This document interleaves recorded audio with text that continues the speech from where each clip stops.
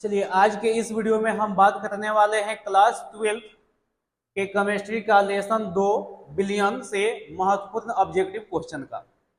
इससे पहले लगातार बायोलॉजी का ऑब्जेक्टिव क्वेश्चन ला रहे थे, तो बीच में कई सारे बच्चे बोले कि सर केमिस्ट्री का भी क्वेश्चन होना चाहिए, तो इसलिए आज ये दूसरा लेसन का ऑब्जेक्टिव क्वेश्चन लाए हैं। फर्स्ट लेसन का ऑब्जेक्टिव क्वेश्चन हम बना चुके हैं, तो चलिए अब इस वीडियो को स्टार्ट करते हैं। 20 प्रश्न होंगे, 20 के 20 जो है काफी महत्वपूर्ण होंगे। आप एक एक प्रश्न को ध्यान से देखेंगे तो काफी आपको जो है फायदा होने वाला है, ठीक है। जिसे खाने में विटामिन की आवश्यकता होती है, वैसे आजकल के पेपर में ऑब्जेक्टिव क्वेश्चन की आवश्यकता है, तो इसलिए इसको आप देखें। चलिए यहाँ प्रश्न क्या कहता है कि निम्नलिखित में से कौन अनुसंख्या गुणधर्म है।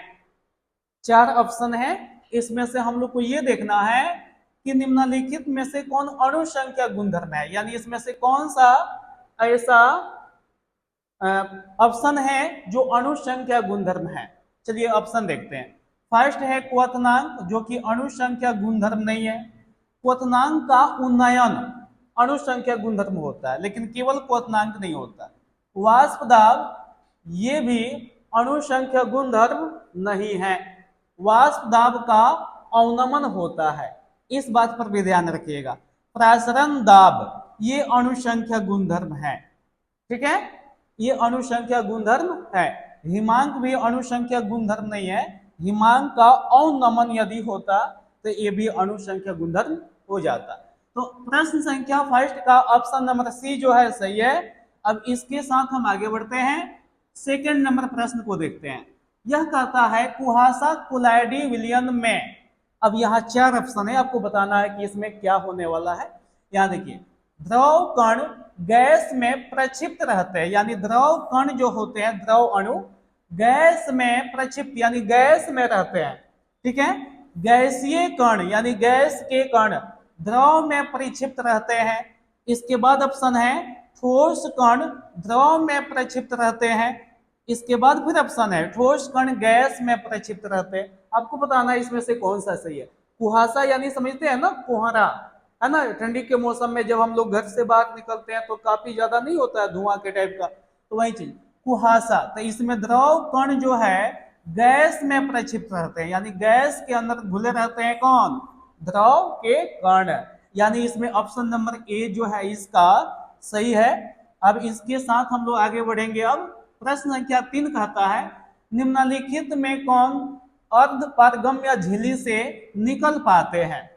इसमें से कौन सा ऐसा अणु है या कौन सा ऐसा ऑप्शन है जो अर्ध पारगम्य झिल्ली से निकल पाता है, यानी बाहर निकल जाता है ना। तो यहाँ देखिए ऑप्शन आपको यहाँ मिलेगा। ऑप्शन ए विलायक के अणु, विलेय के अणु, जटिल आयन, सरल आयन। तो इसमें ध्यान में रखना है आपको कि ऑप्शन ए इसका बिल्कुल सही है। विलायक के अणु जो होते हैं, यह अणु होगा, विलायक के अणु जो होते हैं यह अर्ध पारगम्य झिल्ली से बाहर निकल जाते हैं, ठीक है। जिसे कहने का मतलब क्या है कि आप एक विलयन बनाते हैं, जैसे कि यहाँ हम ले लिए जल, यहाँ क्या ले लिए जल, और इसमें डाल दिए चीनी।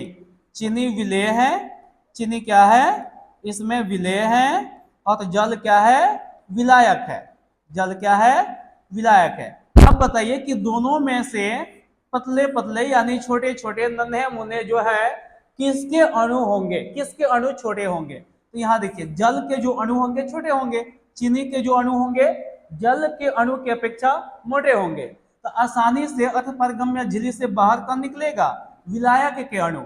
किसके अणु, विलायक के अणु, यानी ऑप्शन ए इसका सही है। चलिए इसके साथ हम लोग अब आगे बढ़ चुके हैं। प्रश्न संख्या 4 कहता है निम्नलिखित में किसका हिमांक अवनमन अधिकतम होगा। किसका हिमांक अवनमन अधिकतम होगा, ध्यान रखिएगा। हिमांक अवनमन, हिमांक अवनमन जो होता है वांट ऑफ गुणांक के समानुपाती होता है। हिमांक का अवनमन जो होता है यानी डेल्टा डी एफ है ना, समानुपाती होता है वांट ऑफ गुणांक के, इसके समानुपाती होता है। अब जिसमें यह अधिक हो वांट ऑफ गुणांक, उसका हिमांक का अवनमन क्या होगा, अधिक होगा। देख लेते हैं किसमें अधिक है। यहाँ देखिए, यहाँ है पोटेशियम सल्फेट, पोटेशियम पोटेशियम के कितने अणु मिलेंगे, यहाँ 2। सल्फर के कितने मिलेंगे, 1। तो 2 1 कितना होगा, 3। NaCl Na के 1 मिलेगा और Cl का कितना मिलेगा, यहाँ पे 1 मिलेगा। इसका आयन कितना होगा, 1।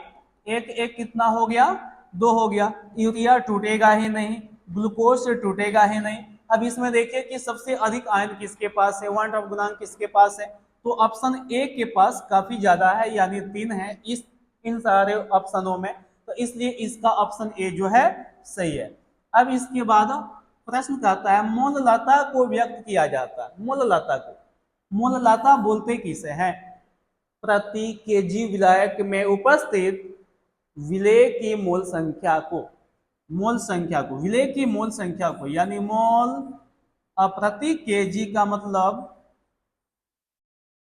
प्रति केजी का मतलब केजी है ना। यदि इसको हम लिखे तो इसे भी लिख सकते हैं मोल केजी इनवर्स। चलिए इसमें से देख लेते हैं कौन सा ऑप्शन सही होने वाला है।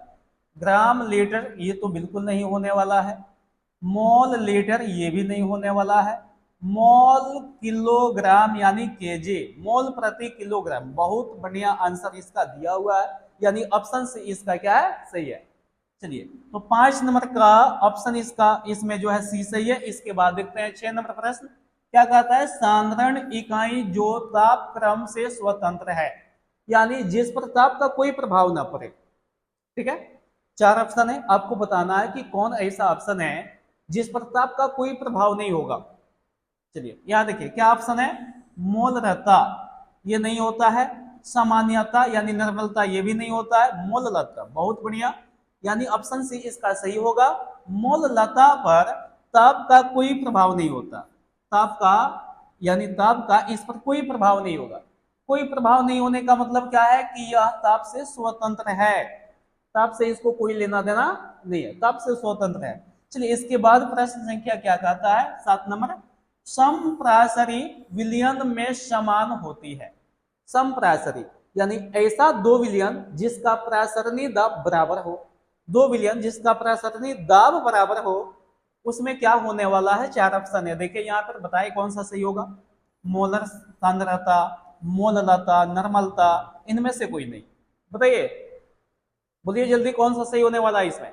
ऑप्शन ये इसका बहुत ही जबरदस्त है। जबरदस्त का मतलब यहाँ यही है कि ये सही है, यानी ऑप्शन ए जो है सही है, मोलर सांद्रता, इसका क्या होगा, सही आंसर होगा। इसके बाद क्या कहता है, 250 ml घोल में 4 ग्राम कास्टिक सोडा यानी NaOH घुले रहने पर घोल की मोलरता क्या होगी, आपको बताना। ऑप्शन तो यहाँ दिया हुआ है, यहाँ निकलना क्या है, मोलरता। मोलरता का मतलब विलेय की मोल संख्या, किसका मोल संख्या, विलेय की मोल संख्या, विलेय की मोल संख्या बटे में होता है विलयन की आयतन।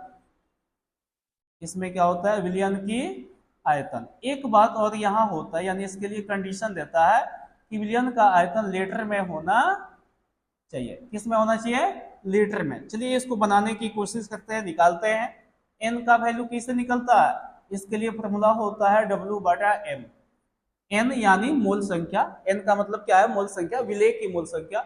ये विलेय है, ये विलेय है, इसके लिए एन निकालते हैं। एन कितना होगा, यहाँ W/M होगा, तो W कितना दिया, 4 ग्राम दे दिया है, बटा में लिख देंगे। कास्टिक सोडा के लिए एम कितना होगा, निकाल लेते हैं, देख लेते हैं। Na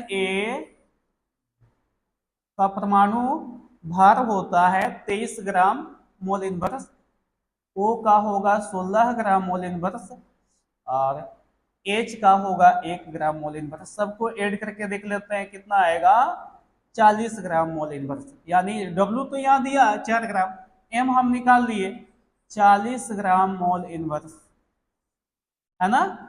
इसको यदि हम कैंसिल करें 4 को 40 से, तो यहाँ आएगा 0.1 मोल, 0. कितना आएगा, 1 मोल।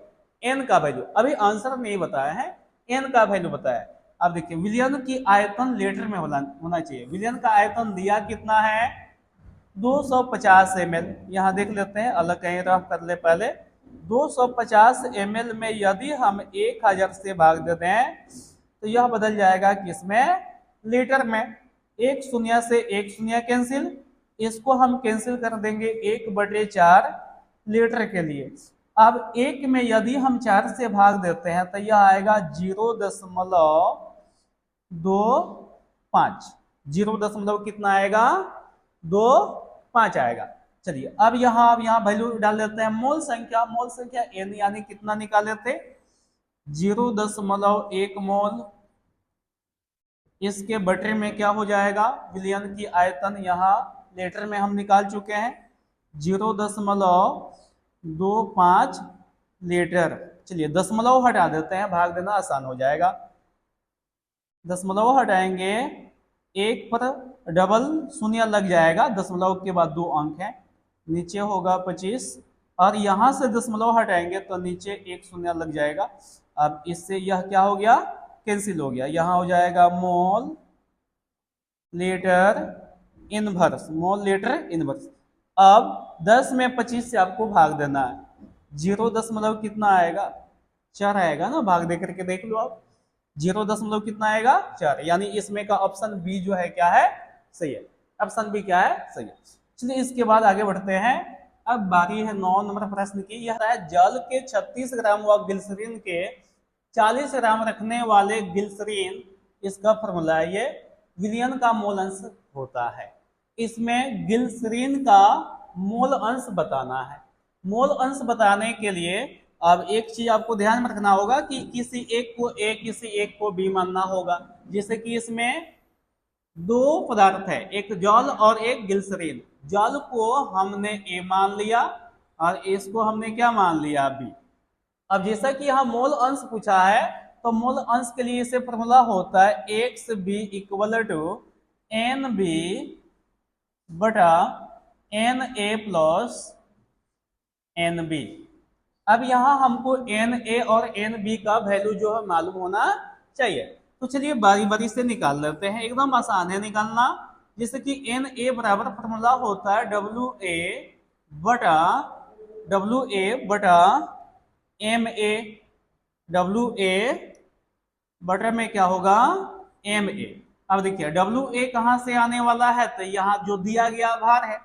ए किसको माने थे, जल को माने थे। जल का दिया गया भार कितना है, 36 ग्राम, तो ये हो गया 36 ग्राम। इसके बटे में क्या होगा, एम ए, यानी जल का मोलर द्रव्यमान। इसका फॉर्मूला क्या होता है, H2O। अब यहाँ देखिए H कितना है, 2 गुने क्या होगा, 1 प्लस ऑक्सीजन कितना है, 1 गुने क्या होगा, 16। इसका कैलकुलेशन कीजिएगा, कितना आएगा, 18 आएगा। तो यहाँ हमने लिख दिया 18 ग्राम मोल इनवर्स, इसका इकाई होता है। अब देखिए ये कैंसिल होगा ना, ये कैंसिल होगा, कितना आएगा, 2 मोल। देखिए कितना आसानी से एन ए का वैल्यू जो है निकल गया। अब हम निकाल लेंगे एन बी का वैल्यू। एन बी के लिए फॉर्मूला क्या कहेगा, यह कहेगा डब्ल्यू बी बटा एम बी, डब्ल्यू बी बटा एम बी। डब्ल्यू बी का वैल्यू कितना दिया गया है, 40 ग्राम बटा इसमें देखिए एम बी यानी इसके लिए यहां से हम निकाल लेंगे। इसका फॉर्मूला तो यहाँ दिया हुआ, इतना आसान है। C3 का मतलब 3 गुने 12 प्लस H5 का मतलब 5 गुने 1, फिर यहाँ होगा प्लस ऑक्सीजन कितना है, 3 है, 3 गुने 16, फिर यहाँ हो जाएगा प्लस H कितना है, 3 है, 3 गुने कितना, 1। अब इसका भी कैलकुलेशन कीजिए, इसको बारी बारी से। 12 में 3 से गुना 36, 5 में 1 से गुना 36, 5 41, 16 में 3 से गुना 48 और 3 में 1 से गुना तो 3। इस सबको प्लस कीजिएगा तो कितना आएगा, 92 आएगा ना, 92 ग्राम मोल इनवर्स, है ना। इसका मोलर द्रव्यमान हम निकाल दिए। एम बी का वैल्यू कितना आया, 92 ग्राम मोल इनवर्स। चलिए अब 40 में 92 से भाग दीजिएगा तो लगभग में संख्या आएगा 0.43, 0.43, लगभग में इतना संख्या आएगा। चलिए तो एन ए एन बी हम निकाल चुके हैं। अब यहाँ वैल्यू रख देते हैं। यहाँ देखिए कितना आसान है, एक्स भी निकालना है। एन बी कितना है, 4 3 इसके बटे में इसका कोई इकाई नहीं होता, मोल आएगा तो मोल से मोल कैंसिल हो जाता है, तो इकाई लिखने की कोई आवश्यकता नहीं है। चलिए तो 0.443 हो गया। एन ए कितना है 2 है, फिर इसके बाद क्या होगा प्लस एन बी 0 दशमलव कितना 43। अब यहाँ देखिए 0.43 इसके बटे में क्या है 2 प्लस 0.43 इसको प्लस करेंगे आएगा 2.43। अब इसमें इस संख्या से भाग देना है आपको, तो भाग देंगे तो लगभग में संख्या आएगा 0.76 लगभग में आएगा इतना, लगभग में। अब इसमें ऑप्शन देखिए कौन सा इसमें सही ऑप्शन है, इसमें कोई ऑप्शन नहीं है। ठीक है कि एक बार ऐसा भी क्वेश्चन पूछ देता है कि 4 ऑप्शन होगा, चारों ऑप्शन जो है गलत होगा। जब चारों ऑप्शन गलत होगा तो उसमें किसी पर निशान मत लगाइएगा। इस कंडीशन में जो प्रश्न छूट जाता है ना, जिस पर कोई निशान नहीं लगाता है, उसी को उस अंक की प्राप्ति होती है, यानी उसी को वह अंक दिया जाता है। कई एक बार इसे बिहार बोर्ड में भी होता है, तो ध्यान रखिएगा कि यह जो प्रश्न है इसमें जो हल किया गया कोई इसमें ऑप्शन जो है सही नहीं है। ठीक है, इसका मतलब क्या है, यहाँ आप एक बार 46 रख करके चेक करेंगे ना तो इसमें ये आएगा सी। इस क्वेश्चन में एक बुक में यहाँ जो है 46 भी लिखता है, लेकिन यहाँ 40 है तो उसी पर बनाया जाएगा तो इतना आएगा। चलिए तो 9 नंबर प्रश्न के बाद अब बारी है 10 नंबर प्रश्न की। तो यह प्रश्न क्या कहता है 0.3 एम यानी क्या है मूल रहता है, कैपिटल एम है, फास्फोरस अम्ल की निर्मलता है। इसका फॉर्मूला क्या होता है, इसका फॉर्मूला जो है होता है H3PO3। इसका फॉर्मूला क्या होता है H3PO3। अब इसका निकालना क्या है, निर्मलता निकालना यानी एन निकालना है। एन के लिए जो है यहाँ फॉर्मूला क्या हो जाएगा, अम्ल है यहाँ पे, तो ये हो जाता मोल रहता गुने क्षरकता। चलिए तो इसमें क्षरकता हम निकाल लेंगे ना, अम्ल रहता तो यहाँ दिया हुआ आसानी से निकल जाएगा, बहुत आसान है ये। तो यह फॉर्मूला H3PO4 है। इसका स्ट्रक्चर फॉर्मूला कर लेते हैं। यहाँ P है तो P हो गया, H कितना है 3, ऑक्सीजन 3, तीन साइड से इसमें हम ऑक्सीजन लगा दिए। H 3 है, एक साइड से H हो गया, बाकी का बच गया 2H, वह 2 ऑक्सीजन के साथ ऑक्सीजन और H मिल करके हाइड्रोक्साइड बनाते हैं, या सिंगल बॉन्ड बनाएंगे, H का सिंगल बॉन्ड, O का डबल बॉन्ड। इसमें कितने OH है देखना, इसमें कितने OH है, OH इसमें 2 गो है, OH कितना है 2 गो, यानी इसका क्षरकता कितना होगा 2 होगा। मूल रहता कितना दिया है 0.3। एन निकालना है, एन क्या कहता है मूल रहता गुने क्षरकता, मूल रहता है 0.3 गुने इसका क्षरकता कितना आया है 2। अब इसमें जब हम गुना करेंगे यह हो जाएगा 0. कितना 6। ऑप्शन देख लेते हैं कौन सा सही है, 0.6। ऑप्शन नंबर बी जो है इसका क्या है सही है, ऑप्शन बी इसका क्या है सही है। चलिए अब हम लोग आगे बढ़ चुके हैं। अब देखेंगे 11 नंबर प्रश्न को। यह कहता है HCl एवं H2O के स्तरक्वाथी मिश्रण में होगा, है ना, स्तरक्वाथी मिश्रण में होगा। कौन सा इसमें ऑप्शन जो है सही है, 48% HCl, 22.2% HCl, 36% HCl, या फिर 20.2% HCl, कौन सा सही है। ऑप्शन इसका डी जो है बिल्कुल सही है। चलिए इसके बाद प्रश्न संख्या 12 को देखेंगे। विद्युत अपघट्य का उदाहरण है। विद्युत अपघट्य किसको कहेंगे, जो आयन में टूट जाए, यानी जो आयनिक यौगिक हो। इसमें कौन सा यौगिक आयनिक है, चीनी होगा क्या, ये तो नहीं होगा, ये तो आयनिक यौगिक है ही नहीं। सोडियम एसीटेट, सोडियम एसीटेट ये सही है, ये सही है, ये आयनिक यौगिक है। यूरिया, बेंजीन ये आयनिक यौगिक नहीं है। तो ऑप्शन संख्या बी जो है इसका सही है। 12 नंबर प्रश्न के बाद अब 13 नंबर का बारी है। यह कहता है कौन अणुसंख्या गुणधर्म नहीं है, कौन सा अणुसंख्या गुणधर्म नहीं है ये बताना है। यहां देखिए डेल्टा टी एफ का मतलब होता है हिमांक का अवनमन, ये तो अणुसंख्या गुणधर्म है। ये है पाई यानी वाट ऑफ गुणांक, यानी इसका मतलब प्रासरणी दाब, ये भी है। डेल्टा डीबी, टीबी का मतलब ये है क्वथनांक का उन्नयन, ये भी अणुसंख्या गुणधर्म है, यानी ये तीनों अणुसंख्या गुणधर्म है। अब कौन सा इसमें नहीं है, तो डी नंबर यानी के भी नहीं है। यह उन्नयन क्वथनांक के उन्नयन का स्थिरांक है। क्वथनांक के उन्नयन का स्थिरांक को के बी से सूचित किया जाता है। ये जो है अणुसंख्या गुणधर्म नहीं है। तो ऑप्शन संख्या डी इसका सही है। अब 14 नंबर प्रश्न कहता है शुद्ध जल की मूलरता होती है। शुद्ध जल है ना, प्योर वाटर, इसकी मूलरता होती है। ऑप्शन यहाँ आपको 4 को दिया गया, 55.6, 50, 100, 18। कौन सा सही होगा इसका? ऑप्शन ए इसका सही होगा। Option A 55.6। ठीक है। अब इसके बाद हम आगे बढ़ते हैं। यह कहता है 234.2 ग्राम चीनी के घोल में, यह विलयन है, किसका विलयन है? चीनी का विलयन है। 34.2 ग्राम चीनी है, घोल की मोलर सांद्रण क्या होगा? घोल की मोलर सांद्रण क्या होगा? दोनों में ग्राम ग्राम दिया है, ग्राम ग्राम दिया, यानी मोललता निकालना है। इसमें क्या निकालेंगे? मोललता। मोललता क्या कहता है? विलेय की मोल संख्या। किसकी मोल संख्या? विलेय की मोल संख्या। बटर में क्या होना चाहिए? विलायक का द्रव्यमान। विलायक का द्रव्यमान होना चाहिए, और वो भी किस में?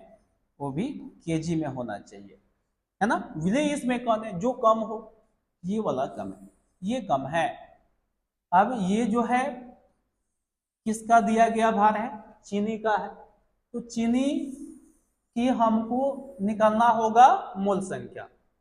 चीनी की मोल संख्या निकालना होगा। तो मोल संख्या निकालने के लिए यानी एन निकालने के लिए हमको मालूम होना चाहिए ना W/M। W तो दिया हुआ है, यहाँ दिया गया भार को ही W बोलते हैं।